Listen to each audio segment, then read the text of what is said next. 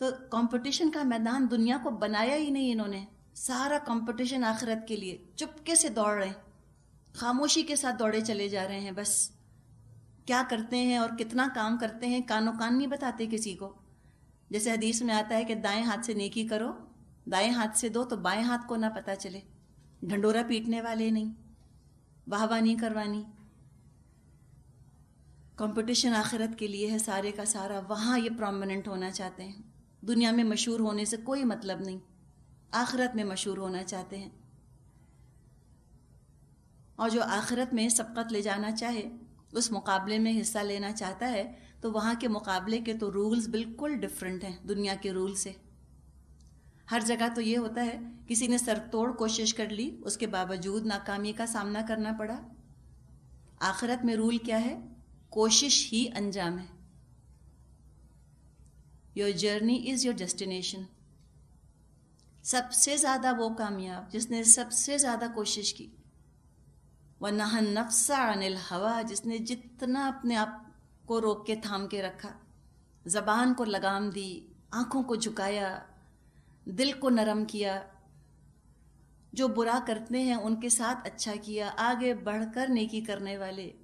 یہ برائی کا جواب برائی سے نہیں دیتے، زبان نہیں چلاتے، بدتمیز نہیں ہوتے، عاجزی اختیار کرنے والے، جھکنے والے.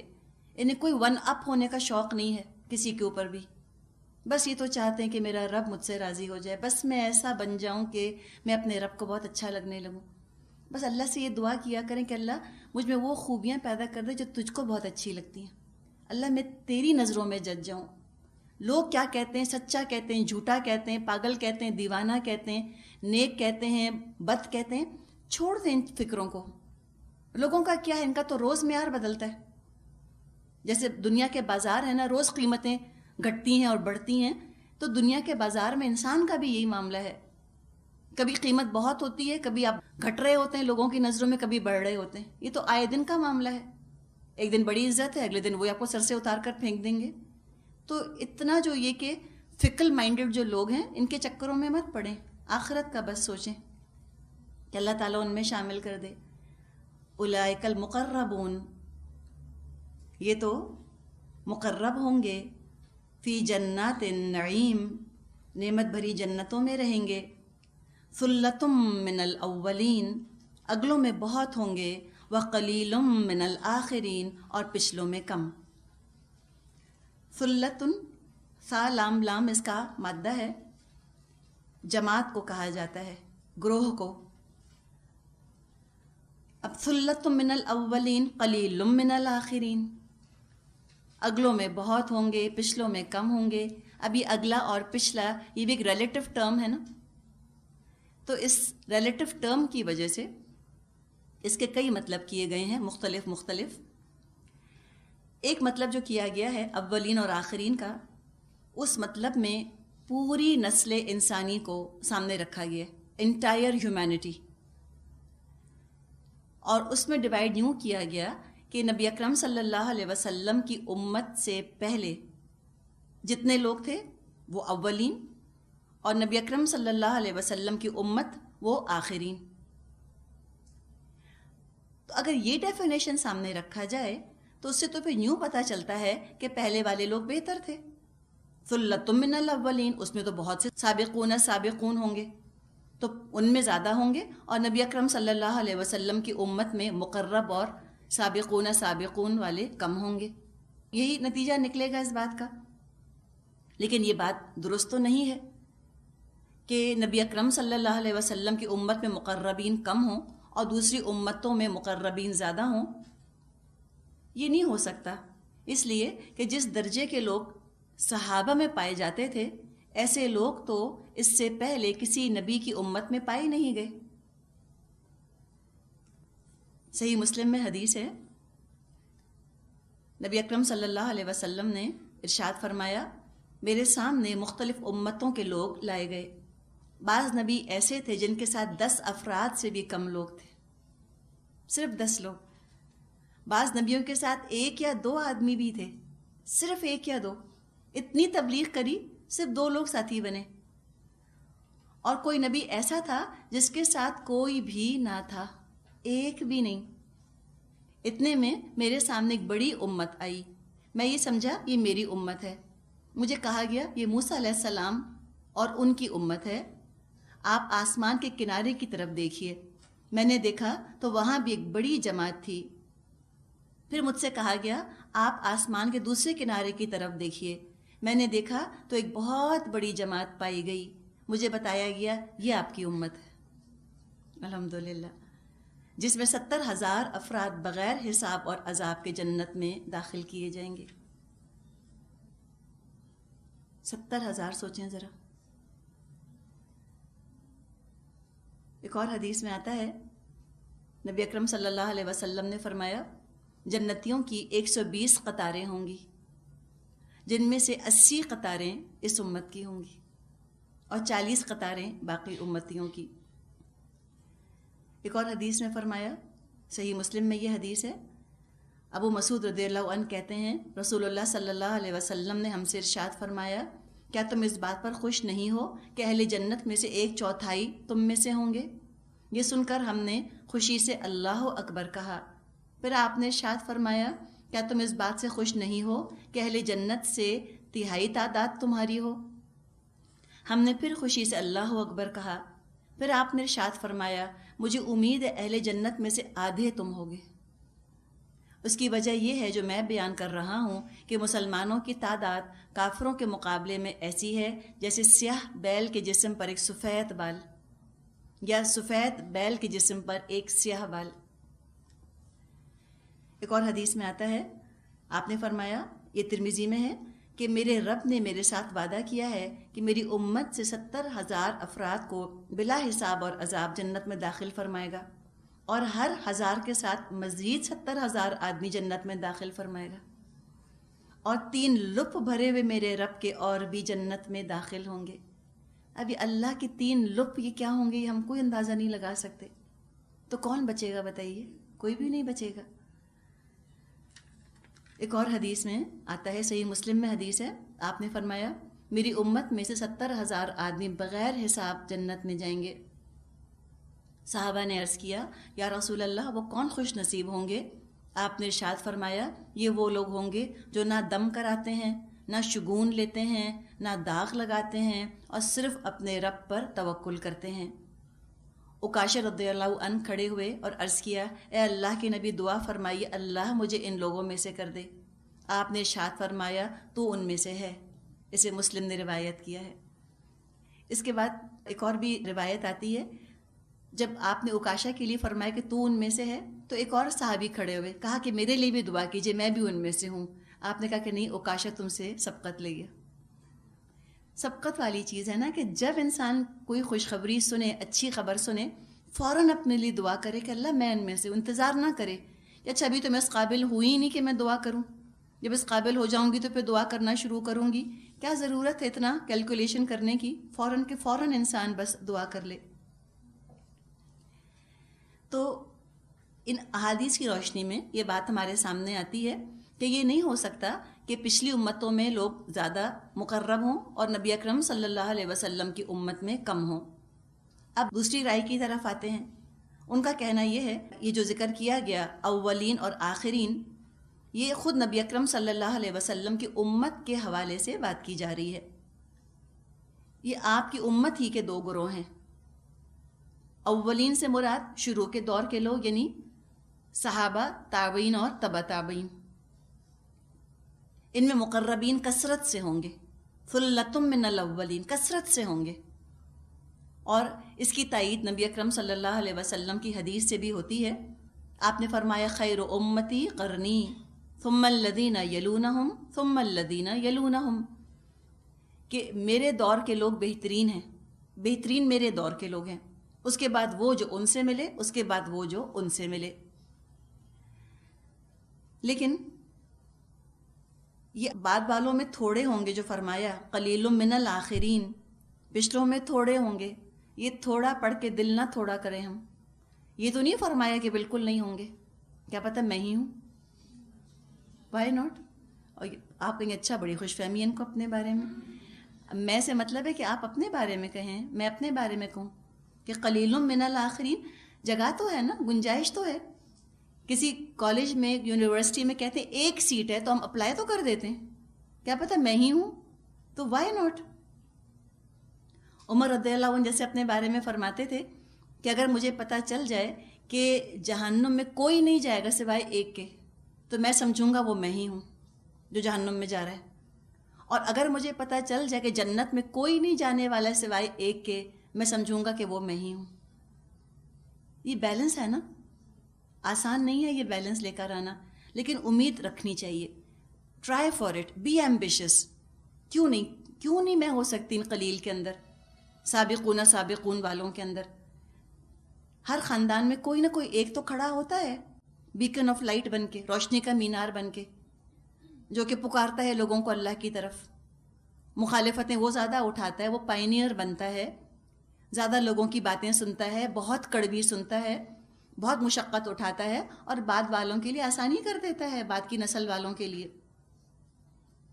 ایک عورت ہے، اس کے خاندان میں دور دور پردے کا رواج نہیں، اب وہ شروع کرتی ہے تو اس کی مشقت آپ دیکھیں نا کتنی ہے. اس نے کتنا کچھ فیس کیا ہوگا، کتنی دھمکیاں ملی ہوں گی. کیا پتہ میاں نے طلاق دینے کی دھمکی دی ہو، ماں باپ نے مذاق اڑایا ہو، اولاد اس پر امبیرس ہوتی ہو، وہ ڈٹی رہی. اب آگے جو اس کی بیٹی ہے یا اس کی بہو ہے تو انشاءاللہ اس کے لیے آسانی ہوگی نا. تو جو پائنیئرز ہوتے ہیں وہ تو ظاہر ہے ان کا تو اپنا ہی مقام ہوتا ہے. تو آج بھی کوئی پائنیئر بن سکتا ہے، سبقت کر جائے، پہلا بن جائے اپنے خاندان کے اندر، اچھائی کو رواج دینے والا، اچھائی کی طرف رہنمائی کرنے والا بن جائے، سابقون الاولون ہو جائے گا، انشاءاللہ مقرب ہو جائے گا. تو یہ تو نہیں کہا کہ بعد والوں میں کوئی بھی نہیں ہوگا، ہوں گے لیکن قلیل من الآخرین، کم ہوں گے. امت کے آخری حصے میں بھی کچھ باہمت لوگ ہوں گے جو مقربون میں شامل ہوں گے.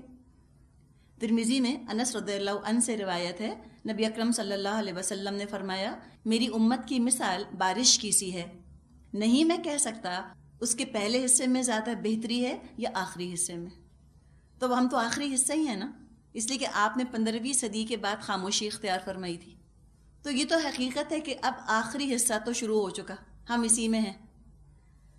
تو مجموعی طور پہ تو پہلے دور کے لوگ بہتر تھے، لیکن انفرادی طور پہ انڈیویجولی آخری حصے میں بھی ایسے لوگ ہوں گے کہ جو مقربون میں شمار ہو سکیں گے.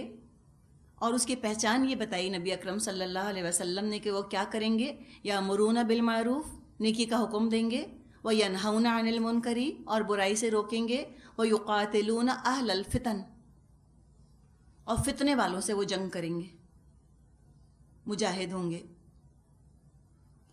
تو ایک یہ اسکول آف تھاٹ ہے، ایک یہ رائے دی گئی ہے کہ امت محمد کی بات کی جا رہی ہے، اس کے دو حصوں کی. ایک تیسرا خیال یہ ہے کہ یہاں پر اولین اور آخرین سے مراد صحابہ ہی کے دو گروہ ہیں.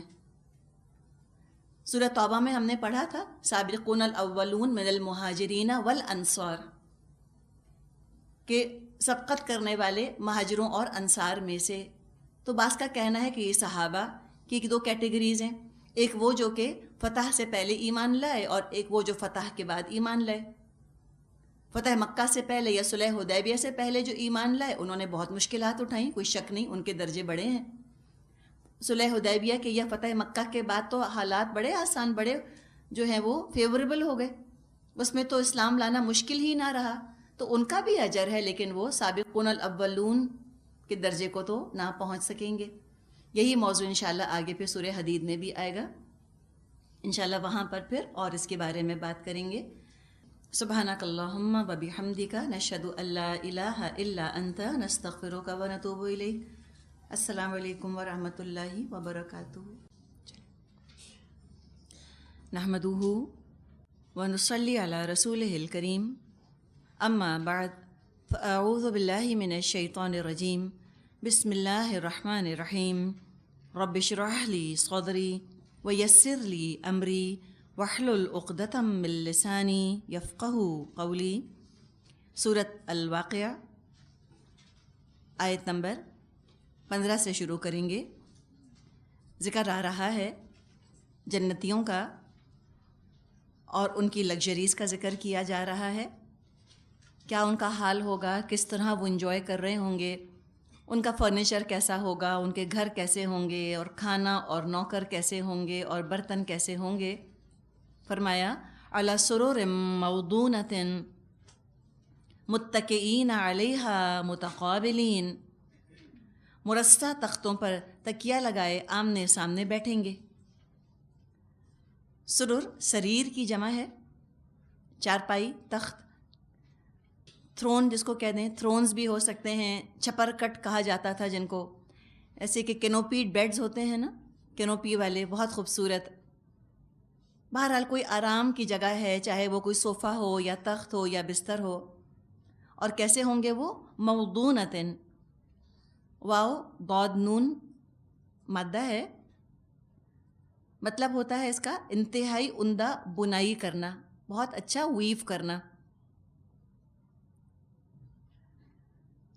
عباس رضی اللہ عنہ سے قول ہمیں ملتا ہے کہ موضونۃ وہ کپڑا ہوتا ہے جس پر سونے کے تاروں سے کام بنایا گیا ہو، جیسے بروکیڈ ہوتا ہے نا ہمارے یہاں، اور سب سے اچھا بروکیڈ جس کے اندر کے اصلی سونے کا تار پڑا ہوا ہو، تو ایسے سونے کے تاروں سے وہ چیزیں بنی ہوئی ہوں گی، ان کے صوفے یا ان کے بستر بنے ہوئے ہوں گے۔ اب خیال ہے کہ وہ چبھیں گے نہیں، سونے کے تاروں سے بنے ہوئے ہوں گے تو کیسے انکمفرٹیبل قسم کے ہوں گے، کہ وہ دنیا کا حال تو نہیں ہے نا، تو اللہ ہی بہتر جانتا ہے کہ وہ کیا چیز ہوگی اور کتنی خوبصورت اور کتنی آرام دہ۔ دنیا میں تو بعض دفعہ یہ ہوتا ہے کہ چیزیں دیکھنے میں اتنی خوبصورت ہوتی ہیں اور اتنی انکمفرٹیبل ہوتی ہیں، کوئی حد نہیں۔ لباس کے بارے میں بھی، بھاری لباس اور ریشم کے لباس جو نئی شادی شدہ دلہنیں ہیں ان کے دلوں سے پوچھیں کہ بیزار ہو جاتی ہیں وہ زیور سے اور کپڑے سے، انکمفرٹیبل اتنا ہوتا ہے۔ کانوں میں بندے پہنے تو کان پک گیا کبھی، اور کبھی کچھ مسئلے ہی رہتے ہیں۔ یا اگر فرنیچر ہے وہ بڑا ہی کاو ہوا ہوا فرنیچر ہے اور بہت ہی خوبصورت ہے تو وہ اتنا کمفرٹیبل نہیں ہوتا۔ جنت کا کیا معاملہ ہوگا؟ بے انتہا حسین، بے انتہا خوبصورت، لیکن بہت آرام دہ، آرام سے بیٹھیں گے تکیہ لگا کر آمنے سامنے ایک دوسرے کے۔ یطوف علیہم ولدان مخلدون باکواب واباریق وکاس من معین، ان کی مجلسوں میں ابدی لڑکے شراب چشمہ جاری سے لبریز پیالے اور کنٹر اور ساغر لیے دوڑتے پھرتے ہوں گے۔ لا یصدعون عنہا ولا ینزفون، جسے پی کر نہ ان کا سر چکرائے گا نہ ان کی عقل میں فطور آئے گا۔ ذکر کیا گیا وہاں کے فرنیچر کے بعد اب وہاں کے خدام کا۔ ایک تو آپ دیکھیے دنیا میں اگر کوئی چیز مفت مل رہی ہو انسان کو، وہ ویسے بھی بہت اچھی لگتی ہے، چاہے اس کے لیے لائن بھی لگانی پڑے، کچھ بھی ہو تب بھی بہت اچھا لگتا ہے۔ ہم کہتے ہیں فری ہے، لیکن سیلف سروس میں بہرحال مشقت ہے، لائن بنانی ہے، خود اٹھ کر جانا ہے، خود چیز لینی ہے۔ وہاں پر ایسی کوئی زحمت نہ اٹھانی پڑے گی، یعنی کہ سیلف سروس بھی نہ ہوگی بلکہ سرو کیے جائیں گے، خدمت کی جائے گی وہاں پر جنتیوں کی۔ ولدان، ایسے بچے ہوں گے، ایسے لڑکے ہوں گے، مخلدون، خا لام دال مادہ ہے، خلد کہتے ہیں ہمیش کی، تو مخلدون کے دو مطلب کیے گئے ہیں۔ ایک تو یہ کہ وہ بچے ہمیشہ بچے ہی رہیں گے۔ دنیا میں تو یہ ہوتا ہے کہ آپ نے کوئی 10-12 سال کا لڑکا رکھا، اس کو آپ نے ٹرین کیا، سکھایا، پردے کا بھی ایشو نہیں ہے نا، نابالغ ہے، اب ہوتے ہوتے وہ بالغ ہو جاتا ہے، اب کہتے ہیں اب تو ہم رکھ نہیں سکتے، بڑا ہو گیا۔ تو جنت میں جو نوکر ہوں گے وہ بڑے ہوں گے ہی نہیں، بالغ ہوں گے ہی نہیں، نابالغ رہیں گے۔ یہ جو ایج ہوتی ہے جس کو ہم ارلی ٹین ایج کہتے ہیں، اس میں بچے بہت ایکٹیو ہوتے ہیں، بہت ذہین ہوتے ہیں۔ ہم نے پہلے بھی پڑھا تھا کہ ایسے ہوں گے جیسے لؤلؤا منثورا، جیسے کہ موتی ہیں جو کہ بکھیر دیے گئے ہوں، اتنے خوبصورت صاف شفاف رنگتوں کے، خوبصورت خوش مزاج، کھانا کتنا بھی اچھا ہو، نوکر بد مزاج ہو، اس قدر کوفت ہوتی ہے۔ بعض دفعہ گھر میں کام کرنے والیوں کے موڈ خراب ہو جاتے ہیں نا، آپ کا بھی موڈ خراب ہو جاتا ہے ان کے ساتھ، برتن پٹخے اور ان کا موڈ خراب ہے اور وہ بات نہیں کر رہے اور تیوری چڑھی ہوئی ہے، ایسا کچھ نہیں ہوگا۔ ہر وقت ہمہ وقت خوش مزاج نوکر، صاف ستھرے، بالکل خوبصورت، کہ دیکھ کر دل خوش ہو جائے انسان کا، مزاج بھی ان کا ایسا کہ انسان کو خوش کر دیں۔ تو ایک تو یہ بات کی گئی کہ بچے ہیں جو کہ ہمیشہ بچے رہیں گے، لڑکے رہیں گے۔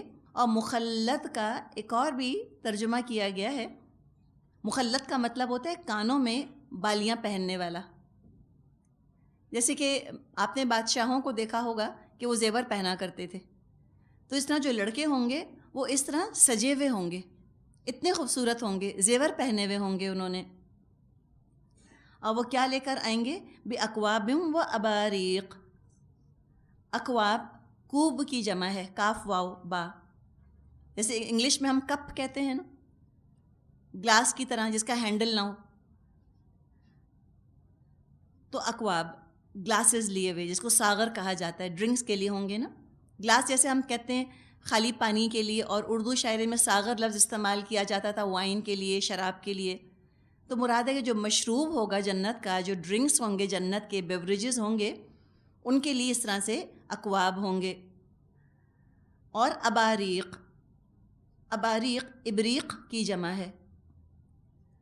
اس کا مطلب ہوتا ہے جیسے ایک سراہی کی طرح نہیں ہوتا، لمبی سی گردن ہوتی ہے جس کی، اور ایک ہینڈل لگا ہوا ہوتا ہے، سراہی جس کو کہ ہم کہیں سراہی ٹائپ، جس میں کہ تصویروں میں آپ نے دیکھا ہوگا جس میں کہ وہ شراب وغیرہ سرو کی جاتی تھی.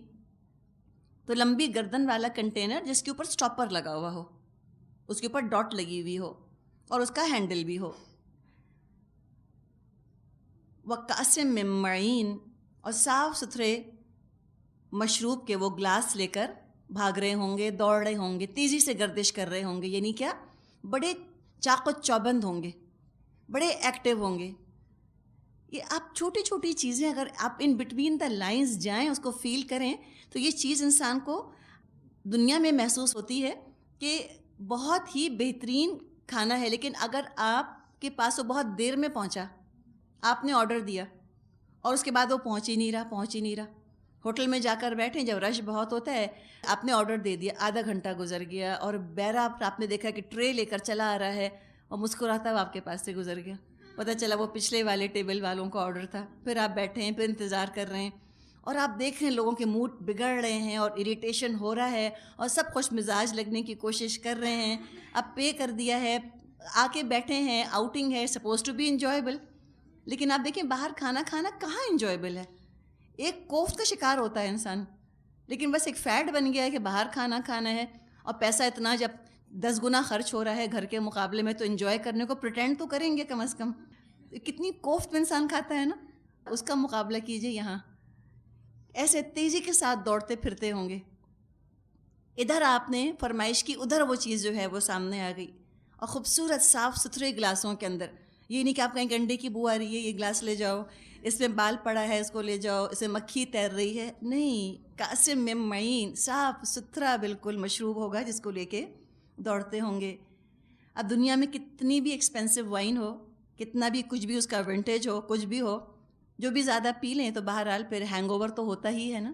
نشہ جب ٹوٹتا ہے تو سر کا درد ہوتا ہے، اور بو آتی ہے منہ سے، اور بالکل ہی آپے سے باہر ہو جاتے ہیں. نشے میں دھت، کچھ نہیں پتہ کہ اس کو ہم نے کیا کہہ دیا، اور کیا ہم نے اپنا جو ہے وہ تماشا بنا دیا. اپنے مقام پہ قائم نہیں رہتے دنیا میں، لیکن جنت میں ایسا کوئی معاملہ نہ ہوگا. فرمایا لا یصدعون عنہا ولا ینزفون، اس مشروب کو پی کر نہ سر چکرائے گا جنتیوں کا، اور نہ ان کی عقل میں فطور آئے گا. یصدعون، صاد دال عین مادہ ہے. صداع کا مطلب ہوتا ہے سر درد. ہم کہتے ہیں نا اردو میں کہ درد سے میرا سر پھٹ رہا ہے، تو صداع کا مطلب ہوتا ہے پھٹنا، پھٹ جانا. انگلش میں ہم کہتے ہیں سپلٹنگ ہیڈ ایک. تو صداع ایسا سر درد جس سے کہ سر پھٹتا ہوا محسوس ہو. صداع کا مطلب ہوتا ہے پھٹنا. تو کوئی ان کے سر میں درد نہ ہوگا، کوئی ہینگ اوور نہ ہوگا. ولا ینزفون، اور نہ عقل میں فطور آئے گا. ینزفون کا مادہ نون زا فا ہے، مطلب ہوتا ہے کنویں سے سارا پانی نکال لینا. خون نکالنے کے لیے بھی آتا ہے یہ لفظ. دنیا میں یہ ہمیں بتایا جاتا ہے کہ جو عادی شرابی ہوتے ہیں اس کی وجہ سے وہ انیمک بھی ہو جاتے ہیں. تو خون سمجھے نچوڑ گیا نا ایک طرح سے ان کا، یا اس کے بعد ایگزوشن کا جو ایک احساس ان کو ہوتا ہے، ڈرینڈ فیل کرتے ہیں یا ایگزاسٹڈ فیل کرتے ہیں. ایسی کوئی کمی بیشی نہ ہوگی، کوئی ایسی مصیبت، ایسا پرابلم، ایسی بیماری جو ہے وہ جنت کی غذاؤں، جنت کے مشروبات کے ساتھ اٹیچ نہ ہوگا. مزے میں اعلیٰ ترین، اور ہر عیب ہر برائی سے پاک. اب یہ نعمتیں کون پانے والا ہوگا اس کے بارے میں ایک حدیث میں آتا ہے. عائشہ رضی اللہ عنہا کی روایت ہے، نبی اکرم صلی اللہ علیہ وسلم نے لوگوں سے پوچھا، جانتے ہو قیامت کے روز کون لوگ سب سے پہلے پہنچ کر اللہ کے سائے میں جگہ پائیں گے؟ لوگوں نے عرض کیا، اللہ اور اللہ کا رسول ہی زیادہ جانتے ہیں. فرمایا آپ نے، وہ جن کا یہ حال تھا. کب تھا یہ حال ان کا؟ جب وہ دنیا میں تھے، کہ جب ان کے آگے حق پیش کیا گیا انہوں نے قبول کر لیا، جب ان سے حق مانگا گیا انہوں نے ادا کر دیا، اور دوسروں کے معاملے میں ان کا فیصلہ وہی کچھ تھا جو اپنی ذات کے معاملے میں تھا. دوسروں کے لیے وہی پسند کرتے تھے جو اپنے لیے کرتے تھے. مسند احمد میں یہ حدیث موجود ہے. اور اب کھانے کا ذکر، وفاکہۃ، اور طرح طرح کے میوے، مما یتخیرون، کہ جسے چاہیں چن لیں. اور وہ ان کے سامنے طرح طرح کے لذیذ پھل پیش کریں گے، جسے چاہیں چن لیں. سلیکٹڈ جس کو کہا جاتا ہے نا، چنا ہوا پھل. ایک تو جنت کا سارا پھل بہترین، اس میں سے بھی چن کر چوائس پیسز جو ہیں وہ ان کے سامنے رکھے جائیں گے، یا ان کے سامنے ٹریز کی ٹریز رکھ دی جائیں گی جس میں سے چاہیں لے لیں. جیسے ہم لوگوں کے ڈرائی فروٹ کی وہ ٹریز ہوتی ہیں نا، خانے خانے بنے ہوئے ہوتے ہیں ان کے اندر. کوئی اس میں سے کاجو لے لیتا ہے، کوئی پستہ لے لیتا ہے، کوئی کچھ اور تو کوئی کچھ اور چیز لے لیتا ہے. اس طرح وہ اس کو پک کرتے رہیں گے، کھاتے رہیں گے. وَلَحْمِ طَيْرٍ مِّمَّا يَشْتَهُونَ، اور پرندوں کے گوشت پیش کریں گے کہ جس پرندے کا چاہیں استعمال کریں. لحم طیر، وائٹ میٹ کا ذکر کیا گیا، بہترین گوشت، جس طرح کا چاہیں گے، جیسا دل چاہے گا ویسا تیار ہو کے آ جائے گا. وحور عین کامثال اللؤلؤ المکنون، اور ان کے لیے خوبصورت آنکھوں والی حوریں ہوں گی، ایسی حسین جیسے چھپا کر رکھے ہوئے موتی. پاکیزہ ساتھی، پاکیزہ عورتیں ان کو دی جائیں گی وہاں پر. اور موتیوں کا ذکر کیا گیا اس لیے کہ موتی کی حفاظت مشکل ہوتی ہے. موتی بہت جلدی خراب ہو جاتا ہے. اگر اس کو نمی لگے یا پرفیوم اس کے اوپر لگا دیا جائے تو موتی کی چمک ماند پڑ جاتی ہے.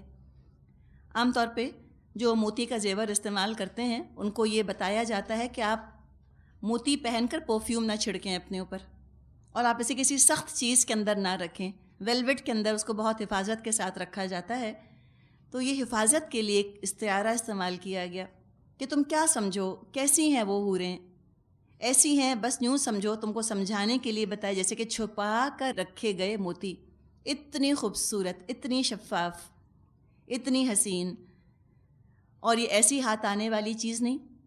یہ نیک عورت، یہ خوبصورت عورت زندگی بھر کی کمائی، زندگی بھر کی مشقت کے بعد انعام کے طور پہ، شاباش کے طور پہ ملے گی. ہائیسٹ ٹرافی ہے. جزاء بما كانوا يعملون، یہ سب کچھ ان اعمال کی جزا کے طور پر ان کو ملے گا جو وہ دنیا میں کرتے رہے تھے. اب آگے ان کی نفسیات کی بات کی جا رہی ہے کہ یہ تو ایک سمجھیں کہ ایک آنکھوں سے نظر آنے والی اور چکھنے چھونے والی چیزیں ہیں. اس سے پتہ چلا کہ جنت کا حقیقی وجود ہے، سینسل گریٹیفیکیشن ہے وہاں پر. یہ کوئی اسپریچول اسٹیٹ نہیں ہے، یہ کوئی امیجنری چیز نہیں ہے. دنیا میں جن لوگوں نے اپنے نفس پر قابو پایا، جو حاصل کر سکتے تھے، جو گناہ کر سکتے تھے، اللہ کے ڈر اور آخرت کی امید میں اپنے آپ کو گناہوں سے بچایا.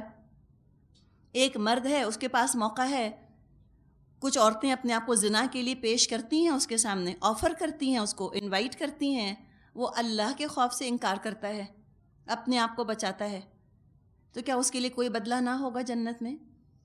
یقیناً اس کے لیے بدلہ ہے جنت میں. کمپلیٹ سینسل گریٹیفیکیشن ہے جنت کے اندر. تمام نفسانی خواہشات پوری کی جائیں گی. یہ کوئی ایسی کوئی اسپریچول اسٹیٹ کی بات نہیں کی جا رہی کہ اچھا اب تم امیجن کر لو کہ جنت ہے. ایسے نہیں ہوگا. یہ کیا بات ہوئی؟ یہ تو ناانصافی ہو گئی. نہ یہاں ملا نہ وہاں ملا. تو جنہوں نے دنیا دونوں ہاتھوں سے سمیٹ لی تو وہ تو فائدے میں رہے ایک طرح سے، ارمان تو پورے کیے. تو ارمان سب کے پورے ہوں گے. کافر کا پرابلم بیچارے کا یہ ہے کہ اس کے ارمان اول تو سارے پورے ہوتے نہیں، وہ تو کسی کے بھی نہیں ہوتے دنیا میں. اور جو ہوتے ہیں بس وہ دنیا کی حد تک ہو جاتے ہیں، پھر وہ مر جاتا ہے.